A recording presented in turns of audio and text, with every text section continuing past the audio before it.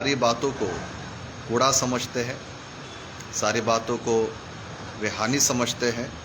और एक छोटी सी बात आपके सामने मैं रखना चाहता हूँ, वो ये कि पौलुस कहते हैं कि मेरा जो जीवन है ये कोई साधारण जीवन, साधारण घराने का जीवन नहीं है। वो कहते हैं कि मैं तो सब बातों में बढ़कर हूँ।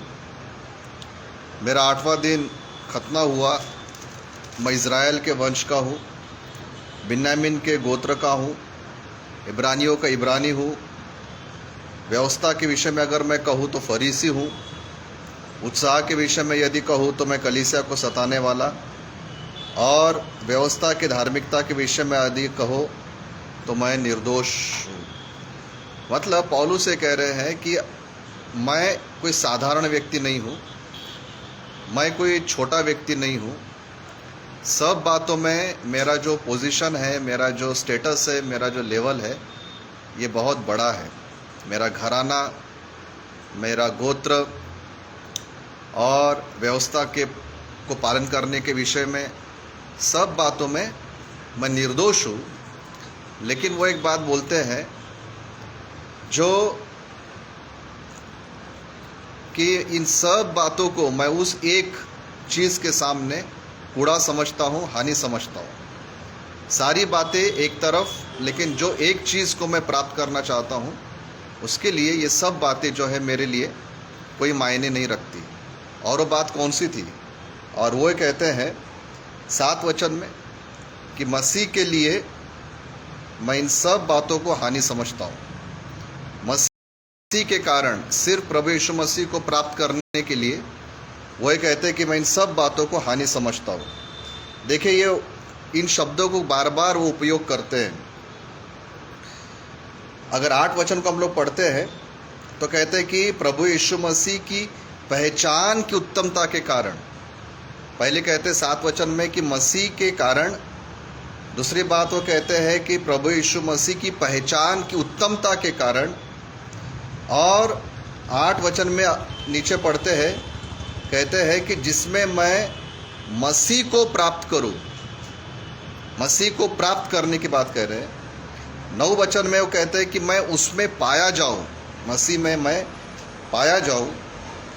10 वचन में वो कहते हैं और उसके दुखों में सहभागी होने के मर्म को मैं जानूं। उसके दुखों में सहभागी होने के मर्म को मैं जानूं। और फिर कहते हैं कि उसकी मृत्यु की समानता को प्राप्त करूं। और फिर कहते हैं कि मैं किसी भी रीति से मरे हुओं में से जी उठने के पद तक पहुंचूं।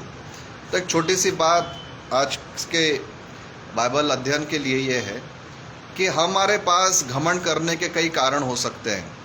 हमारा घराना, हमारा वंश, हमारी पढ़ाई लिखाई, हमारा एजुकेशन, हमारा सामाजिक स्तर, सोशल स्टेटस, हमारा पैसा, हमारा धन, हमारी बुद्धि, हमारा ज्ञान, और ऐसी कई बातें हो सकती है प्रियो जो मेरे और आपके घमंड का कारण हो सकते हैं। और पौलुस के भी घमंड के कारण थे ये सब बातें। परंतु वो कहते हैं कि सिर्फ मसीह के कारण, मसीह की पहचान की उत्तमता के कारण, उसको पाने के लिए, उसके दुखों को समझने के लिए, उसकी मृत्यु की सामर्थ को समझने के लिए मैं इन सब बातों को कूड़ा समझता हूँ, हानि समझता हूँ, नुकसान समझता हूँ। तो एक सोचने की बात आपके सामने मैं रखना चाहता हूँ कि हम सब के लिए क्या अधिक महत्वपूर्ण है? मसीह को प्राप्त करना महत्वपूर्ण है या ये सारी बातें जिस पर हम लोग घमंड करते हैं वो बातें हमारे लिए ज़्यादा महत्वपूर्ण है? पौलुस ने सब बातों को मसीह के लिए छोड़ दिया था। क्या मैं और आप मसीह के लिए सब बातों को हानि समझकर और ये सब बातों को त्यागने के लिए तैयार हैं? और अगर हम लोग तैयार हैं तो हम लोग मसीह को प्राप्त कर पाएंगे। नहीं तो हम लोग हमारे घमंड में जी सकते हैं, हमारे बड़प्पन में जी सकते हैं, परंतु हमारे आत्मिक जन्म में हमें कुछ लाभ न होगा। क्यों ना हम इन वस्तुओं पर हम लोग सोचें कि क्या मैं मसीह पर भरोसा रखता हूँ या मैं मेरे सामाजिक स्तर, सोशल स्टेटस पर, पढ़ाई लिखाई पर, धन दौलत पर भरोसा करता हूँ। पवित्र आत्मा हमारी अगुवाई करे प्रियो। कि हम लोग इन बातों पर हम लोग सोच सकें। परमेश्वर की महिमा हो।